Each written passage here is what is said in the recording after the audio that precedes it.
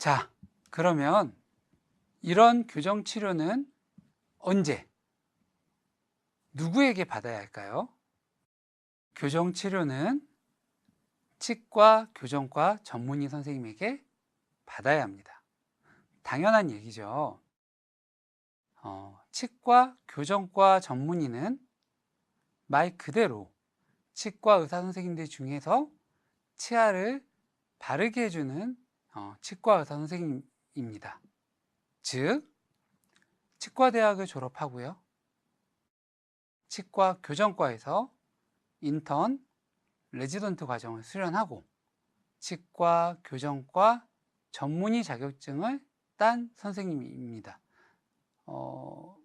이제는, 예전에는 이런 거 잘 몰랐는데 이제는 여러분 잘 알고 계시겠죠? 의과대학이 있고요, 치과대학이 있고요. 의과대학을 졸업하면 의사가 되고 치과대학을 졸업하면 치과 의사가 됩니다. 물론 국가고시를 합격하고, 의사고시를 합격하고 나서요. 그러고 나서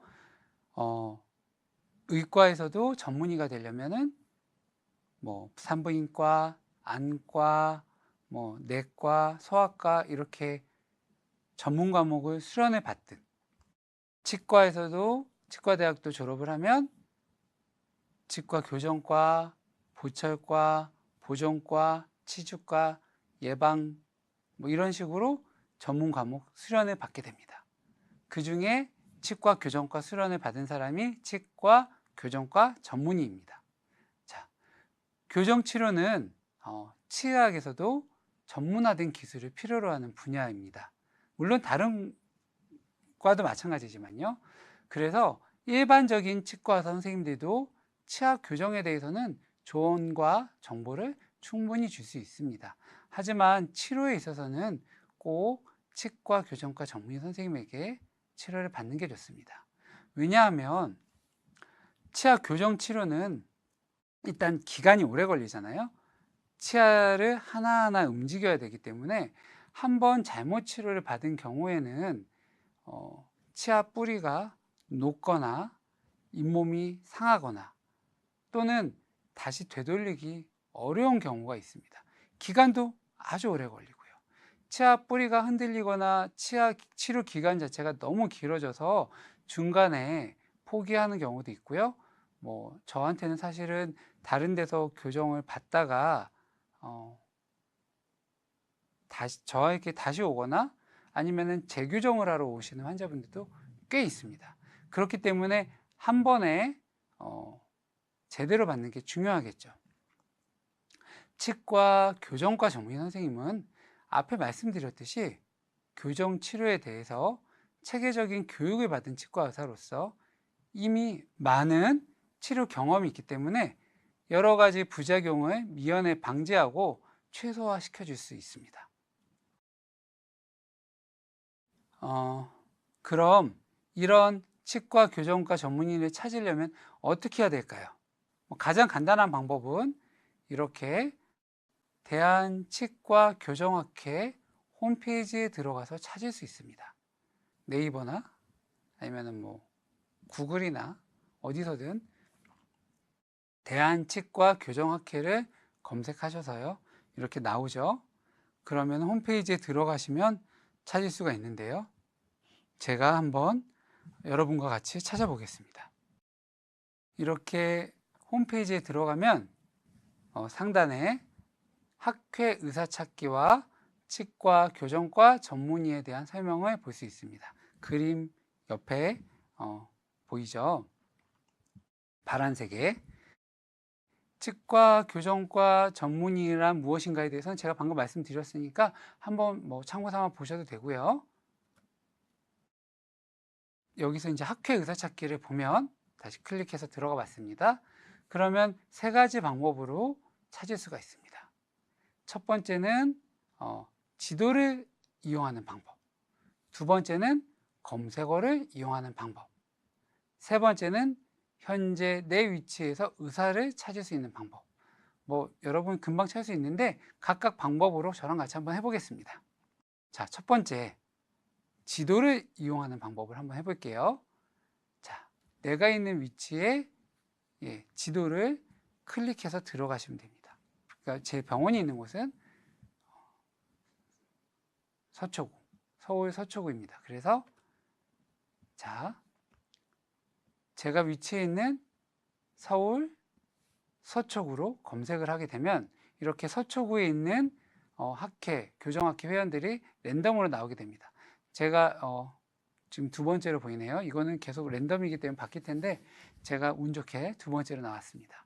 이런 식으로 서울 서초구 또는 뭐 원하시는 서울 양천구 어떤 지역을 있는 교정학회 회원인 치과 병원, 치과 의원하고 치과 의사들의 이름이 나옵니다. 이렇게 회원들의 이름이 나오면 그 옆에 보시면 핑크색으로 병원명, 회원명, 회원 구분이 나오고요. 그 다음에 치과 교정과 전문의인지 핑크색으로 표시가 됩니다. 제 위에 나온 원장님 같은 경우는 교정학회 회원이지만 전문의는 아니신 것 같고요. 두 번째로 있는 이제 공치과의 공인수는 정회원이고 치과 교정과 전문의라고 표시가 되죠. 제 밑에 있는 원장님도 전문의라고 표시가 됩니다. 옆에 인정이라는 것도 있는데 저거는 나중에 더 깊이 하면 알게 됩니다. 전문의 이전에 있었던 제도입니다. 비슷한데요. 어쨌든 지금은 전문의를 그냥 보시면 될 것 같습니다. 자, 검색어를 이용하는 방법도 있습니다. 내가 보통 이럴 때 쓰면 되시겠죠? 내가 지금 어떤 병원에 다니고 있는데 교정 치료를 받고 있는데 이 선생님이 전문의 선생님인지 확인하고 싶다. 또는 내가 어떤 병원에 다니고 있는데 이 병원에 교정 전문의 선생님이 있는지 궁금하다. 그러면 이렇게 검색어에 선생님 이름을 넣거나 아니면 병원 이름을 넣으시면 됩니다. 자, 이렇게 제 이름을 넣었더니 제가 소속된 병원, 공치과와 제 이름, 공인수가 나오고요. 그 옆에는 아까 앞에서 봤던 거랑 똑같이 회원 구분 그리고 교정 전문의인지 핑크색으로 나오게 됩니다. 마지막으로 현재 자기 위치에서 검색을 하게 되면 자기 위치에 있는 교정학회 회원들 병원이 나타나게 됩니다. 이제 제가 서초구에서 검색을 했더니 이렇게 지도에 표시가 되죠.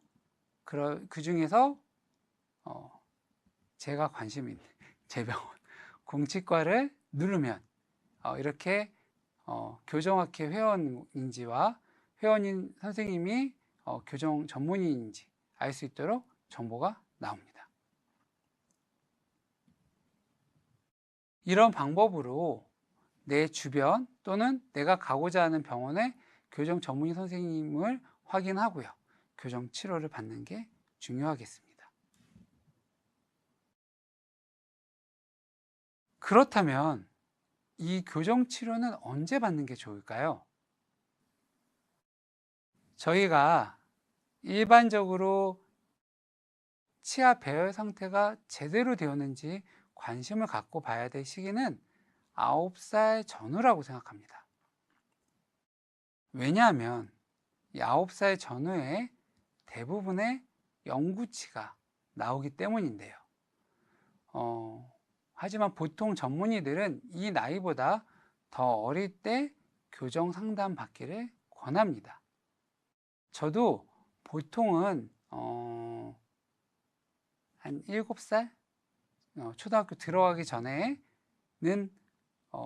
아이 상태가 어떤지 한번 체크를 받기를 권하고요. 왜냐하면 골격의 성장 관계나 골격적인 부정교합 관계를 보려면 영구치가 다 나오기 전에 더 빨리 치과에 오시는 게 좋기 때문입니다. 아래턱이 너무 많이 나온다거나 너무 적거나 벌어지거나 깊게 물리거나 이런 경우는 영구치가 되기 전에 저희가 장치를 통해서 충분히 해결할 수 있기 때문이고요. 이러한 조기 검진은 방금 말씀드린 대로 보다 적절하고 효율적인 치료를 가능하게 합니다. 교정에서 적절하게 필요한 조기 치료를 하게 되면 추후에 성장으로 인해서 골격적인 증상이 악화되는 것을 막을 수 있고요. 그로 인해서 교정 기간도 단축할 수 있고 치아가 어긋나서 나타나는 합병증도 미연에 방지할 수 있습니다.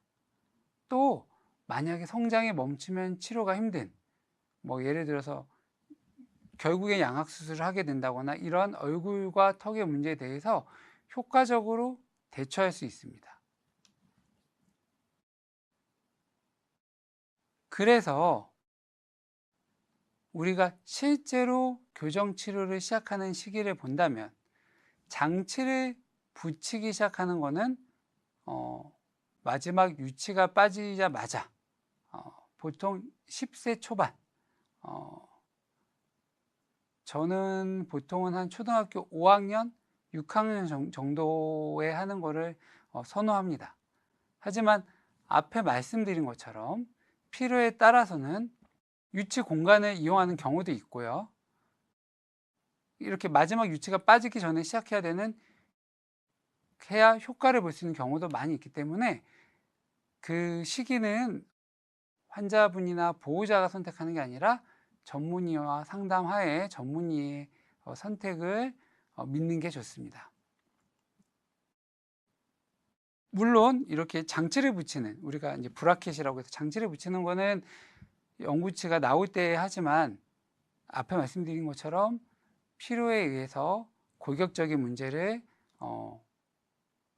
치료해야 될 때는 더 어릴 때, 보통 저는 아이들이 말을 잘 듣는 한 초등학교 1학년, 2학년 정도의 장치를 쓰기도 하는데 더 어릴 때 7살, 6살이 장치를 하는 경우도 있으니까 꼭 뭔가 이상하다고 생각이 되시면 체크를 받으시고요. 그렇지 않더라도 충치 체크하면서 교정이 필요한지 여부를 한 번씩 체크받는 것은 권해드리고 싶습니다. 또한 과거에는 교정치료가 어린 아이들에게만 시행됐기 때문에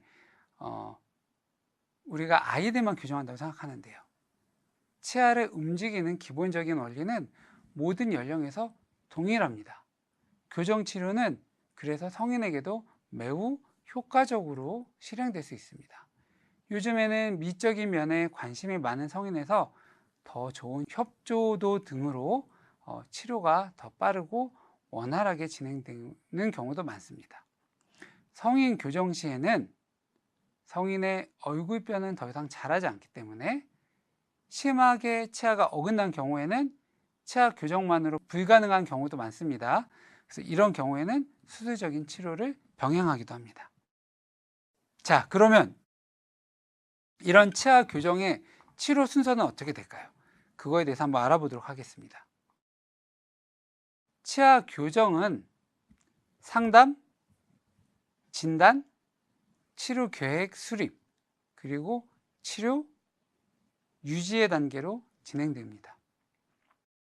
첫 번째, 상담. 일단 병원에 이제 교정 상담을 받으러 오시게 되면요, 왜 교정 치료를 받고 싶은지 그 이유에 대해서 교정 전에 환자분이 충분히 말씀을 하시고 그 말씀을 충분히 들은 후에 환자분의 상태를 치과 교정과 전문의 선생님이 직접 눈으로 확인하고 검진하고 환자분의 현재 상태와 대략적인 치료 방법에 대해 설명을 해드리는 것이 상담입니다. 참고 사진으로는 제 사진을 썼습니다. 한 15년, 20년 전쯤 모습인데 많이 늙었나요? 그러고 나서 상담을 한 후에 진단, 즉 현재 상태를 반영하는 모형 제작, 그리고 치아와 턱의 상태 등을 볼 수 있는 엑스레이, 또 치아와 얼굴의 사진 등을 그대로 체득해서 그거를 가지고 치료 계획을 세우게 됩니다. 다음과 같이 모형 제작은 알지네이트라고 해서요, 위아래 본을 뜨는데요, 우리가 치과 치료 뭐 다 받아보셨죠? 그러면 이렇게 찰흙같이 핑크색 찰흙 같은 걸로 이렇게 치아 모양 본을 뜨잖아요. 그렇게 해서 이렇게 치아 모형을 만들고요. 요즘에는 디지털 스캐너로 그냥 스캔을 해서 제작을 하기도 합니다. 엑스레이는 보통 우리가 치과에 가면은 생각하는 치아 전체가 나오는 파노라마 사진하고 옆모습에 뭐 코, 턱, 치아 각도 이런 골격 관계가 나오는 세팔로 또는 필요에 따라서 CT 촬영을 하거나 턱관절 촬영을 하기도 합니다. 구강 내의 모습과 얼굴 모습이 모두 나온 사진 촬영도 해야 되는데요. 이렇게 구강 내의 모습, 뭐 앞모습, 좌우, 위아래, 그리고 얼굴도 전체 모습, 45도 옆모습, 그리고 스마일 했을 때 모습 등 모든 모습을 저희가 찍어서요. 얼굴의 대칭, 또 치아의 대칭, 악궁의 모양, 색상 이런 것들을 다 확인을 하게 됩니다. 그러한 자료들을 바탕으로 해서 치과 교정과 전문의 선생님이 이렇게 치료 계획을 수립하게 됩니다. 얼굴의 대칭과 코의 높이, 입술의 두께, 연조직도 같이 봐야겠죠? 턱의 위치, 치아의 각도 등 모든 것을 고려하고요. 이렇게 수치적으로 확인을 하게 됩니다. 이러한 과정은 건축물을 지을 때 설계도를 만드는 것과 같다고 생각하시면 됩니다. 그렇게 치료 계획을 세우면 치료 후의 모습이 어떻게 될지 궁금하겠죠. 예전에는 사실은 전문의 선생님들이 계획을 세우고 그냥 환자분에게 이렇게 치료합니다. 이를 뺄 거예요. 빼서 예뻐질 거예요. 뭐 이렇게만 했는데 이때 문제가 뭐냐면 의사 선생님하고 환자분이 생각하는 미의 기준이 다른 경우에 교정이 끝나고 당황할 수 있어요. 선생님은 내가 생각한 대로 예쁘게 됐다고 했는데 환자분은 합주기가 됐어요 이렇게 할 수 있거든요. 그래서 치료 후의 모습이 어떻게 될지 시뮬레이션을 통해서 분석을 하게 됩니다. 시뮬레이션은 뭐냐 하면 방금 말씀드린 것처럼 상담과 진단을 토대로 치아 상태와 위치, 얼굴 모습, 턱의 위치, 대칭 여부 등을 종합적으로 고려해서 치료 계획을 수립한 후에 시뮬레이션을 해서 치료 효과를 시각적으로 예측을 하는 겁니다. 이렇게 시각적인 치료 예측 모습을 환자분과 함께 보면 의사가 저는 이러이러한 방법으로 이러한 얼굴을 만들려고 합니다 라고 했을 때 환자분도 제가 원하던 모습입니다 라고 하면 그대로 치료를 하면 되겠죠. 그런데 이거는 입이 너무 들어간 것 같아요 라고 하면 그렇다면 치료 계획을 바꿔서 이렇게 치료하는 건 어떨까요? 이렇게 여러 가지 치료 후의 모습을 예측해 볼 수 있는 거예요. 같이 상의를 할 수 있는 거죠. 물론 때에 따라서는 치료 시기가 아직 적합하지 않다, 아직 이르다 이런 경우에는 치료 시기에 이를 때까지 주기적으로 관찰을 하겠다는 치료 계획이 나올 수도 있습니다. 자, 이런 식으로 치료 전후의 모습을 예측하고 환자분도 만족할 때 그대로 치료를 진행하게 됩니다. 이 환자를 보면 치료 전에는 입이 나와 있었는데 발치 후에 입이 들어가는 모습을 순서대로 볼 수 있죠. 시뮬레이션은 사실 이렇게 보여드릴 수 있습니다. 실제로 시뮬레이션 한 모습 보여드릴게요. 이 환자분의 경우에는 발치를 같은 환자분인데 안 하는 경우랑 한 경우로 제가 두 가지로 나눠서 시뮬레이션을 해봤습니다. 자, 발치를 안 하면 코, 입, 턱을 집중해서 봐주세요. 자, 이렇게 입이 살짝 들어가지만 입술과 안모의 변화가 크지 않습니다. 변화를 보셨나요? 다시 지금 상태에서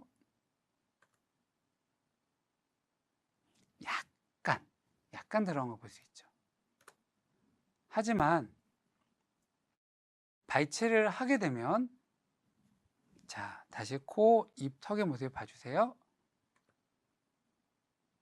네, 입이 많이 들어가는 걸 볼 수 있죠. 이렇게 얼굴이 완전히 인상이 바뀌었습니다. 코도 높아지고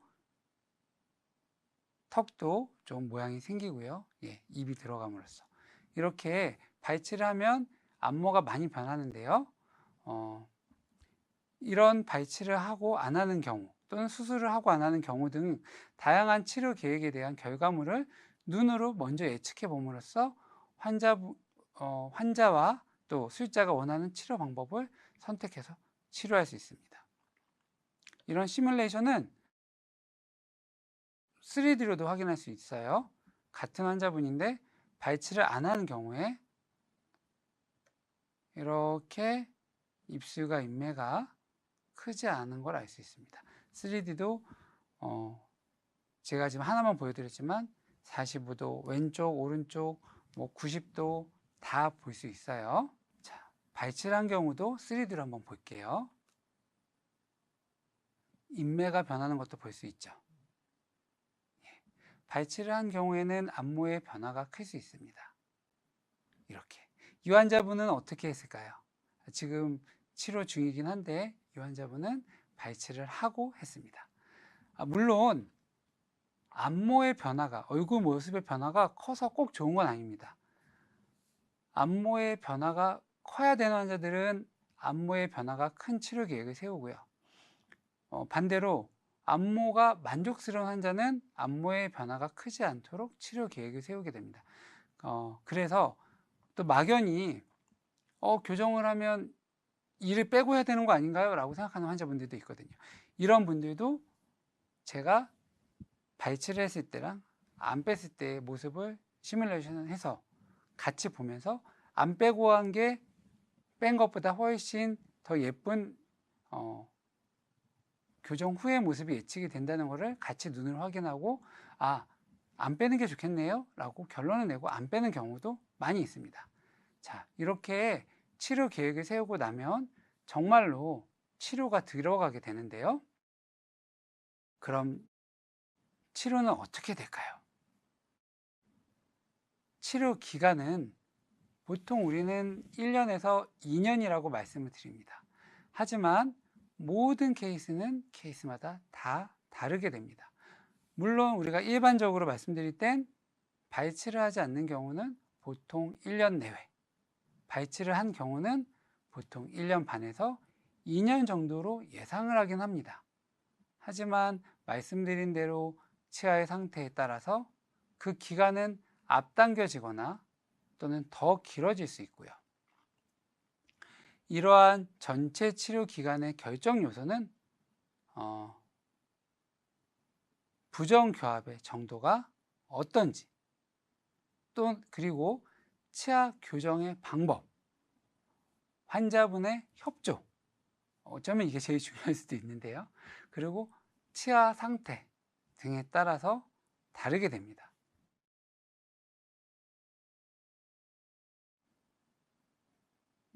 필요에 따라 저희가 발치나 예비 치료를 할 수도 있겠죠. 당연히 가능하면 치아 발치를 하지 않는 것을 원칙으로 합니다. 하지만 치아의 올바른 배열 또는 안모의 회복을 위해서는 꼭 필요한 경우에는 발치를 하게 됩니다. 또 원활한 진료를 위해서는 교정치료 전이나 후에 충치치료나 스케일링 등 잇몸 치료를 해야 될 수도 있습니다. 그렇게 깨끗하게 준비된 치아에는 치아 교정기, 보통 저희가 이거를 통틀어서는 브레이스라고 얘기하는데요. 이 브레이스는 우리가 치아가 가장 효과적으로 또 정확히 움직이도록 하는 장치들입니다. 뭐 우리가 잘 아는 브라켓, 그러니까 교정할 때 이렇게 붙이는 거요. 브라켓 또는 밴드 또는 와이어 등을 브레이스라고 합니다. 이 치아의 교정기는 교정 치료 기간에는 치아에 붙어 있게 되고요. 장치 조정 그리고 또 와이어 교체는 보통 한 달에 한 번 정도 병원에 가서 하게 됩니다. 많이 쓰진 않지만 치료 기간 중에는 꼭 필요한 경우에 그림과 같은 고무줄 또는 헤드기어 이런 구해 장치를 쓸 수 있는데요. 이러한 장치들은 장착한 시간만큼 효과가 있기 때문에 꼭 치과 교정과 전문의 선생님이 오더를 하루에 몇 시간 어떤 방법으로 해라 라고 하면 그 필요한 시간과 그 방법으로 하시는 게 좋습니다. 또 어떤 사람들은 욕심을 내서 하루에 8시간만 하라고 했는데도 막 하루 종일 하는 경우도 있습니다. 많지는 않지만 그것 또한 좋지 않습니다. 치아에 무리한 힘이 갈 수 있으니까 선생님이 말씀하신 대로만 하시면 가장 좋은 결과를 얻을 수 있습니다. 자, 한번 앞에서 봤었죠. 교정용 스크류, 미니 임플란트에 쓸 수도 있습니다. 첫 번째 영상처럼 교정용 스크류를 쓰지 않는 경우에는 앞니가 들어가는 만큼 어금니도 앞으로 나오게 됩니다. 하지만 두 번째 것처럼 상악에 스크류를 쓰는 경우에는 상악은 어금니는 그대로 있고 앞에 치아만 들어가게 되고요. 아래는 첫 번째 것처럼 앞에가 들어가는 만큼 어금니가 나오죠. 쉽게 말씀드리면 저희가 발치를 해서 얻는 공간이 10이라고 보시면요. 첫 번째 영상처럼 스크류를 쓰지 않으면 10의 공간이 앞니가 뒤로 들어가는데 한 6에서 7 정도를 쓰고요. 어금니가 앞으로 한 3에서 4 정도가 나옵니다. 두 번째 영상에서는 윗니는 10의 공간을 다 앞니가 뒤로 들어가게 쓸 수 있어요. 이론적으로는 물론 필요에 따라 제가 9만 넣고 1을 뺄 수는 있지만 아래는 앞에 영상과 마찬가지로 10의 공간을 6에서 7 정도는 들어가고 3에서 4 정도는 나오게 됩니다. 뒤에 거를 먼저 이동하는 모습을 보여드릴게요.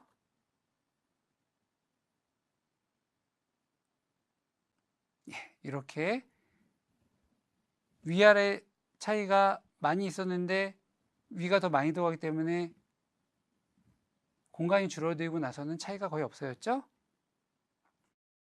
첫 번째 영상은 위아래 차이가 거의 없기 때문에 같은 정도로만 들어가게 됩니다. 이러한 치료는 담당 전문의 선생님이 판단하에 필요한 경우에 스크류를 쓸 수 있다고 생각하시면 됩니다.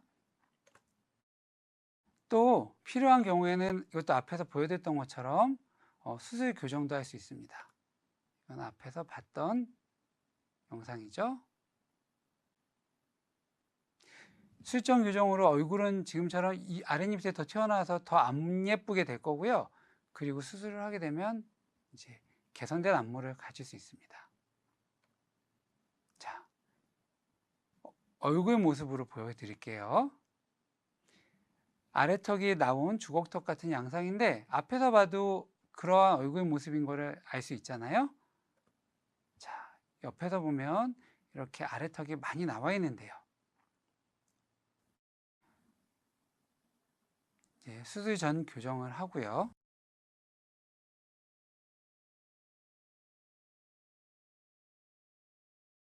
교정을 하게 되면 말씀드린 대로 아래턱이 더 나와 보일 거예요. 하고 이렇게 수술을 해서 아래턱에 넣게 되면 더욱 매력적이고 드라마틱한 안모가 될 거고요. 옆모습, 앞모습 개선된 거를 볼 수 있습니다. 웃었을 때도 훨씬 나아져 보이죠?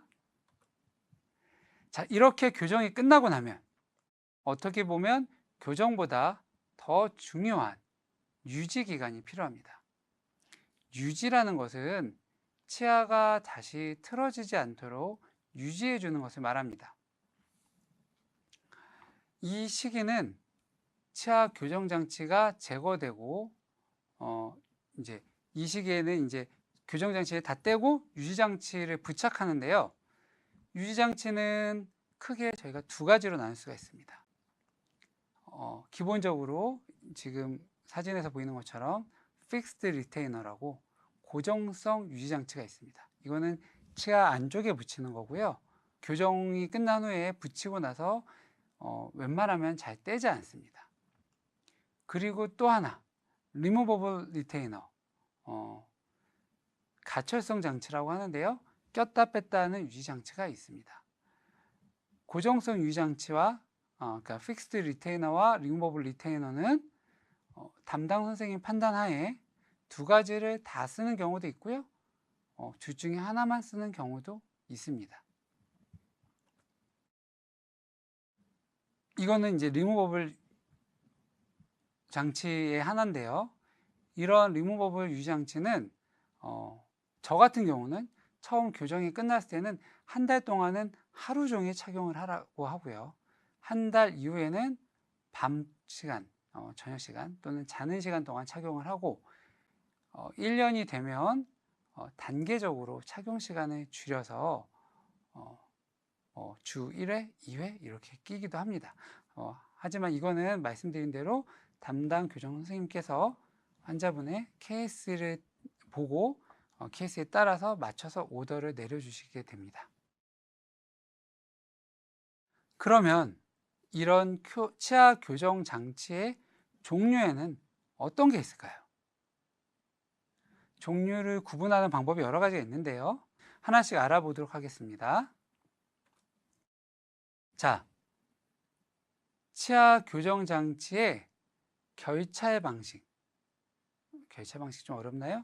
그러니까 그 철사를 브라켓에 연결하는 방식에 따라서 크게 자가 결찰 교정 장치와 와이어 타입 교정 장치, 전통적인 방식이 있습니다. 사실 와이어 타입 교정 장치라고 하지 않고요. 그냥 예전에는 교정 장치라고 하면은 그냥 와이어 타입 교정 장치를 얘기했고요. 요즘에는 뭐 요즘이라고 하기에도 이제는 꽤 오래됐지만 요즘에는 셀프 브라켓이라고 해요. 자가 결찰 장치가 있습니다.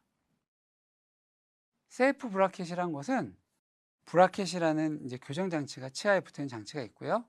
예전에 그 와이어 타입, 예전의 방식은 브라켓이 있고 철사줄이 있을 때 브라켓에 철사줄을 이렇게 넣고 고정하는 거를 작은 철사로 이렇게 묶었습니다. 와이어 타입 방식은요, 전통적인 방식이고요.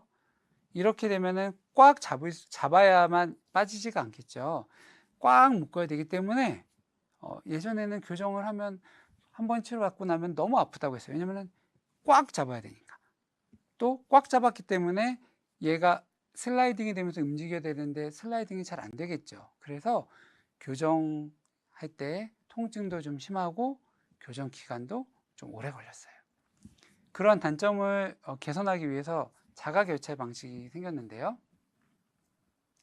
자가 결찰 방식은 작은 철사를 묶는 게 아니고요. 브라켓 자체에 작은 문이 있어요. 문을 열어서 철사를 끼우고 문을 닫아줍니다. 그러면 이 안에서는 철사가 살짝 놀겠죠. 그러면 마찰이 적기 때문에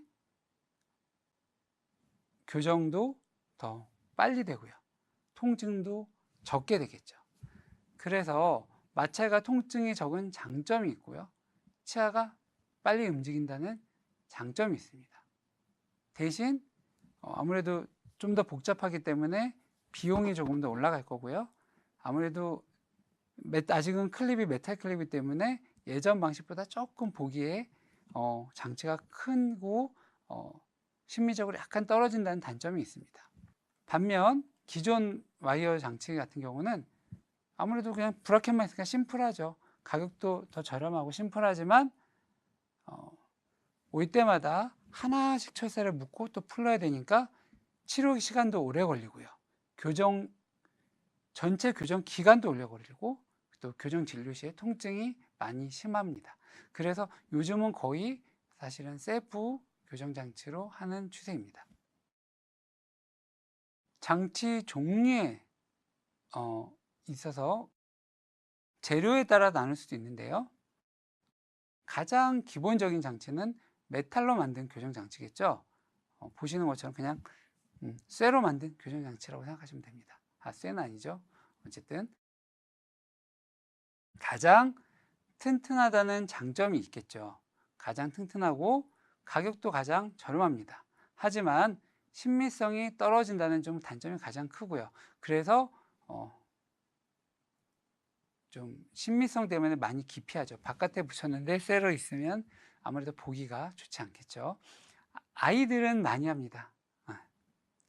그래서 이 단점을 극복하기 위해 나온 장치는 세라믹 교정 장치입니다.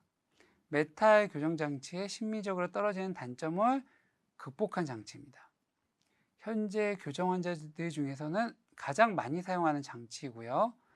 비용이나 필요에 따라서는 제 두 번째 그림처럼 상하근 세라믹, 하악은 메탈로 이렇게 다르게 붙일 수도 있습니다. 왜냐하면 보통 사람들은 웃을 때나 말할 때 위에는 많이 보이는데 아랫니는 안 보이는 경우가 많고요. 또 아무래도 세라믹 장치가 메탈 장치보다 좀 두께가 있기 때문에 너무 깊게 물리시는 분들은 아래는 메탈로 붙이는 게 더 나을 수도 있어요. 그래서 위에는 세라믹, 아래는 메탈로 붙이는 경우들도 가끔 있습니다. 장치를 붙이는 위치에 따라서도 다를 수 있는데요. 가장 기본적인 장치는 지금 앞에서 설명드렸던 장치들은 다 어땠어요? 바깥에 붙였죠. 순축이란 건 입술 쪽, 입술 쪽, 치아 바깥에 붙이는 장치입니다. 외관상 보이는 단점이 있겠죠. 아무래도 말하거나 할 때 이렇게 얘기할 때 보이겠죠.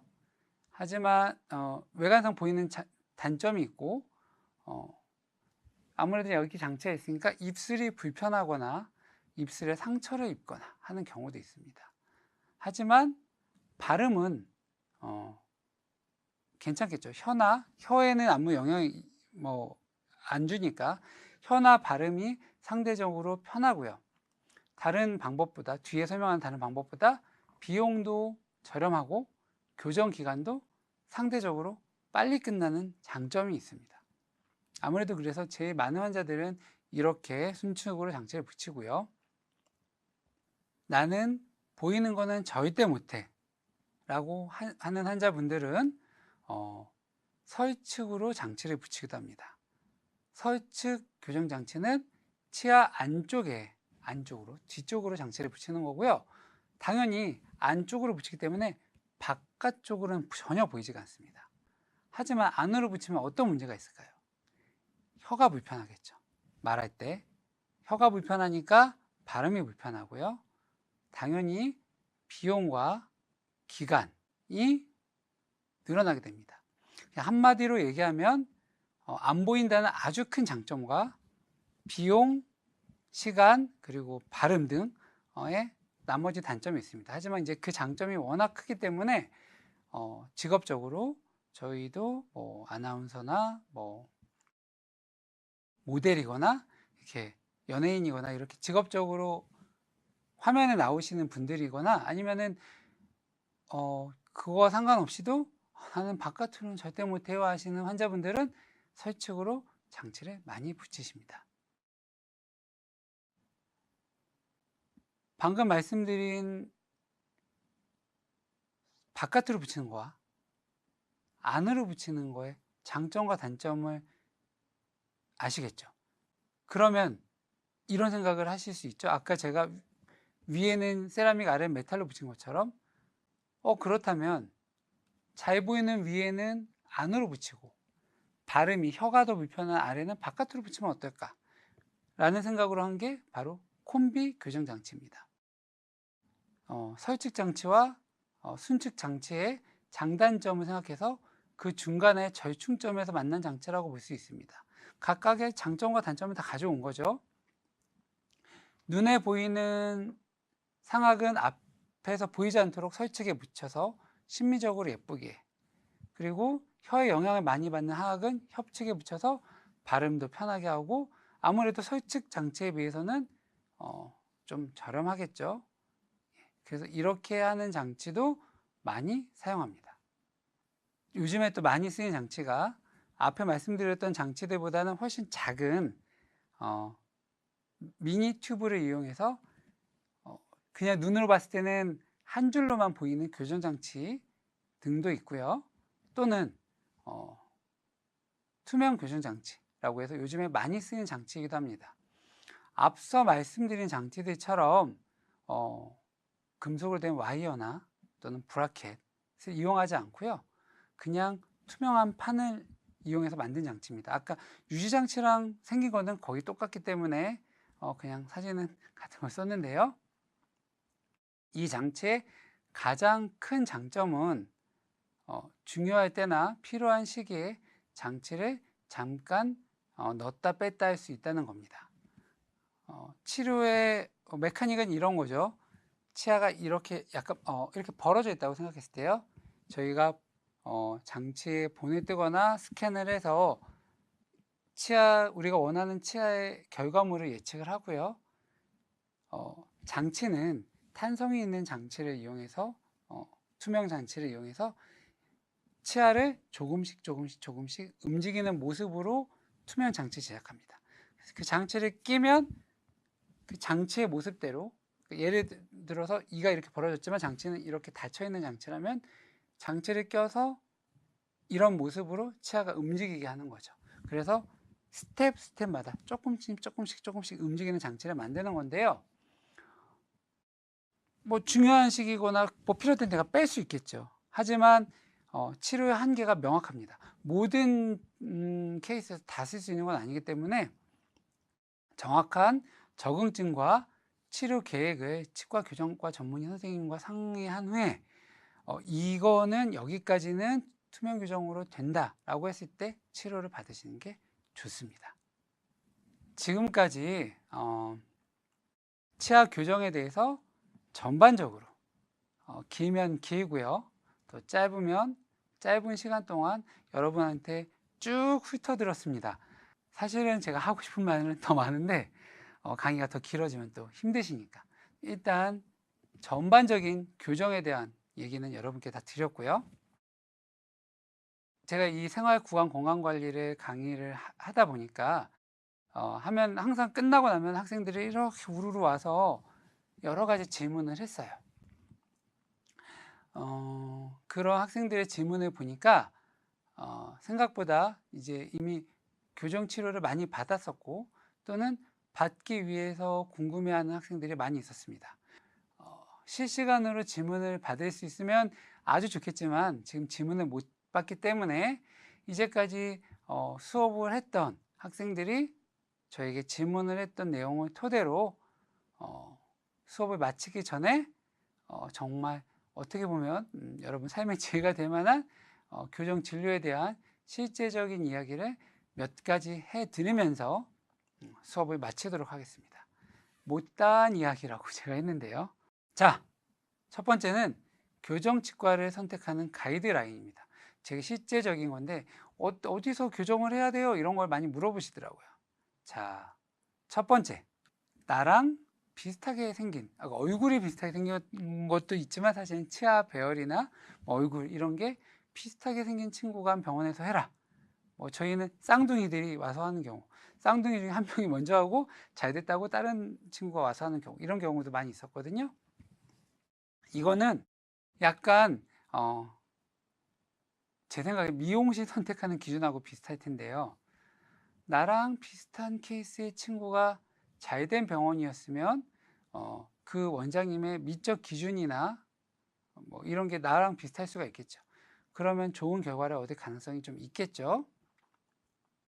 그리고 두 번째는 교정 전문의인지 확인해라. 이거는 앞에서 제가 수업을 잘 들었으면 알 수 있을 거예요. 교정 전문의인지 확인하는 방법도 앞에 수업에서 조이지 않으셨으면 잘 알겠죠. 예. 세 번째, 매일 교정 진료를 하는 병원을 가라. 왜냐하면 매일이란 게 꼭 365일이라는 뜻은 아니고요. 예. 교정 전문의의 경우에는 아무래도 페이 닥터를 하시는 선생님들도 많이 있습니다. 근데 그걸 확인할 수 있는 방법 중에 하나는 그 선생님이 매일 계세요? 라는 게 뭐 가장 쉬운 방법 중에 하나입니다. 보통 이제 페이 닥터 선생님들은 특정한 요일에만 계시는 경우가 많거든요. 또 교정 치료를 받는 환자 입장에서는 물론 그런 경우가 생기면 좋지 않지만 장치가 떨어지거나 철사가 빠져서 찔리거나 하는 응급 상황들이 있을 수 있어요. 나한테 응급 상황이 생겼으면 가능한 빨리 병원에 가서 처치를 받는 게 좋은데요. 뭐 내가 병원에 가려고 했는데 선생님은 월, 화에만 계세요 라고 하고 나는 수요일에 문제가 생기면 다음 주까지 기다려야겠죠. 그러면은 좋지 않을 거 아니에요. 그래서 내가 문제가 있을 때 즉시 치료를 받을 수 있도록 선생님이 언제나 계시면 좋습니다. 물론 요즘 주 5일을 하니까 월화수목금토가 있진 않겠지만 거의 매일 계시는 병원이 좋을 거고요. 넷째, 병원 이름에 원장님 이름이 들어간 곳도 좋습니다. 원장님 이름이 들어갔다. 무슨 말일까요? 그거는 어떻게 보면 방금 세 번째 말씀드린 것처럼 마찬가지인데요. 일단 자기 이름으로 됐으면 페이 닥터는 아니겠죠? 네, 그리고 교정 치과의 경우에는 교정 치료도 아까 말씀드린 대로 1년에서 2년 정도 치료를 하는 경우가 많고요. 교정 후에도 정기적으로 저희 환자들 같은 경우도 6개월에 한 번은 이가 썩었는지 체크하고 잇몸 체크도 하면서 적어도 6개월에 한 번은 교정 체크를 합니다. 벌써 뭐 10년, 거의 20년째 체크를 받으러 오는 환자분들도 있어요. 그때 병원이 없어지면 안 되겠죠. 그리고 페이 선생님 같은 경우는 선생님이 없어지는 경우도 많은데요. 보통 자기 이름을 걸고 하는 병원이면 원장님한테 큰일 생기지 않는 이상 병원이 없어지지는 않겠죠. 그러니까 그렇게 오랜 기간 체크를 받고 치료를 받으려면, 선생님이 바뀌지 않으려면 원장님 이름으로 되어 있는 곳이 좋을 것 같아요. 그리고 자기 이름을 걸고 하면 최선을 다해서 하겠죠. 마지막 다섯 번째, 원장님과 소통이 잘 되는지, 의사소통이 잘 되는지 보셔야 됩니다. 교정을 하는 경우에는 중간중간에 궁금한 게 많을 수 있어요. 그때마다 원장님한테 질문을 하고 치료하신 선생님한테 질문을 하고 피드백을 받을 수 있어야 됩니다. 담당 교수님한테도 마찬가지고요. 그래서 상담을 하거나 이 선생님이 교수님이 내 얘기를 잘 들어주는지, 그리고 내 얘기가 잘 반영이 되는지 확인을 하는 게 중요할 것 같습니다. 네, 이거 이상은 제가 생각했던 교과서에는 없는 제가 생각하는 교정치과를 선택하는 가이드라인이고요. 마지막으로 또 교정 기간을 단축하는 방법을 말씀드릴게요. 자, 만약에 여러분이 교정 치료를 받게 되거나 나의 절친이 교정 치료를 받을 때, 또는 나의 가족이 교정 치료를 받을 때 이렇게 조언을 해주면 교정 기간이 단축됩니다. 첫 번째는 치과가 한가한 시간에 노려야 합니다. 물론 당연히 모든 치료해 주신 선생님들은 치료를 할 때 최선을 다합니다. 하지만 너무 바쁠 때는 오늘 해야 될 것만 딱 해주고 뭔가 조금 더 해주고 싶은 걸 못할 때가 있어요. 그러니까 이왕이면 병원이 조금 한가한 시간을 찾으면 좋을 것 같아요. 예를 들어 저 같은 경우는 아무래도 주말보다는 평일 오전 시간이나 이럴 때가 한가하겠죠. 이럴 때를 노리면 아무래도 치료를 다 받고 뭔가 하나라도 더 물어볼 수도 있고 하나라도 더 치료받을 수 있습니다. 두 번째는 약속 시간을 잘 지켜야 돼요. 치아 교정은 정확한 타이밍에 정확한 진료가 들어가는 게 중요합니다. 그러니까 아무것도 아닌 것 같지만 꾸준하게 정확한 치료 약속날 잘 진료를 받으시면 어느 날 깜짝 놀라도록 몰라보게 달라진 모습을 볼 수 있을 겁니다. 또 교정장치를 떨어뜨리면 안 돼요. 교정 전체 나의 만약에 치료 단계가 1에서 10까지 있다고 했을 때, 예를 들어서 내가 한 7단계 정도 진행을 했을 때 장치가 떨어졌다. 그래서 막 곧장 가서 장치를 다시 붙이면 7단계에서 다시 시작할까요? 아니에요. 어쩔 수 없이 키를 맞추고 진행하는 단계들이 있기 때문에 한 2단계나 3단계를 내려가서 4단계나 5단계에서 다시 시작하게 됩니다. 그럼 그만큼 교정 기간은 더 늘어나겠죠. 네, 그러니까 가능하면 장치를 안 떨어뜨리는 게 좋고요. 마지막으로 모든 일에 마찬가지겠지만 전문가의 말을 잘 듣고 지시사항을 잘 따라야 합니다. 간단하지만 가장 힘든 일일 수 있겠죠? 네. 생활구강 건강관리 제 10차시 10번째 만남에서 드디어 여러분을 만났습니다. 저는 오늘을 포함해서 아마 제일 많이 만날 거예요. 5번의 강의로 여러분을 만날 텐데요. 저에게 있어서 오늘은 여러분을 만났기 때문에 정말 좋은 날입니다. 여러분들도 오늘 하루가 좋은 날이었으면 좋겠습니다. 다음 주에 또 만나겠습니다. 감사합니다.